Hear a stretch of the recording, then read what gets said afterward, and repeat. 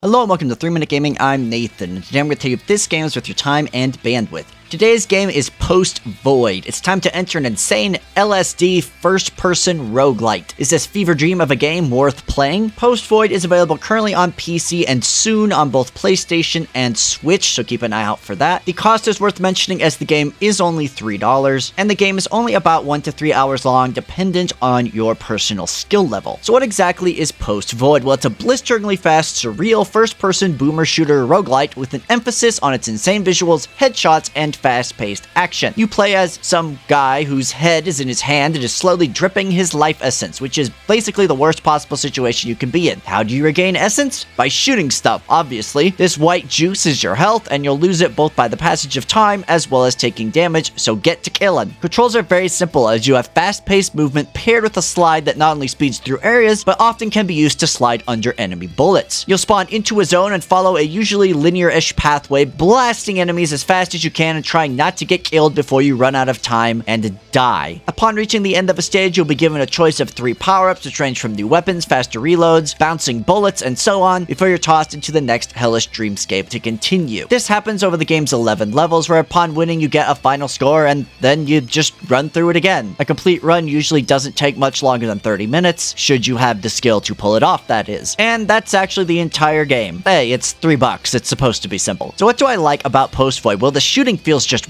really good, with enemies having large headshot targets, which are almost always one-shot kills that are extremely satisfying. Additionally, the game's incredibly short runs make it one of those just one more round type of games, and with the variety of power-ups you'll want to keep playing to see them all and discover their synergies. And lastly, the visuals are just something else, man, and while I have no clue what the hell they're supposed to be most of the time, I low-key love them. When it comes to the bad, some power-ups are just straight up better than others, especially when gotten early on. For example, the one that slows down enemy bullets makes runs much easier, and the knife is weirdly overpowered. It makes the whole thing a bit inconsistent. Additionally, while I do like the surreal visuals, the constant flashing and bizarre landscapes make it really hard to navigate through some of the levels. If epilepsy warding were a game, it would be this. And lastly, the game is ultimately extremely simple, which I personally really enjoyed for the cost, but if you were hoping for something with more meat on its bones, you will be disappointed. As you know, I rate games here on a must-play, maybe consider don't bother 3-point scale. This game is absolutely both a must-play and a hidden gem. For its absurdly cheap asking price, Post Void is just a treat. While it isn't super meaty in terms of content, what it does have here is exhilarating, exciting, and downright weird. It is a great example of less is more when it comes to making a high-quality and engaging video game. If you enjoy fast-paced boomer shooters, roguelites, or insane visuals, Post Void is going to be your drug of choice. And that is all I have for you today. Thank you so much for watching. Have you played or even heard of Post Void? What do you think about it? Please let me know in the comments. But regardless, go out there and enter the drug-fueled nightmare of Post Void.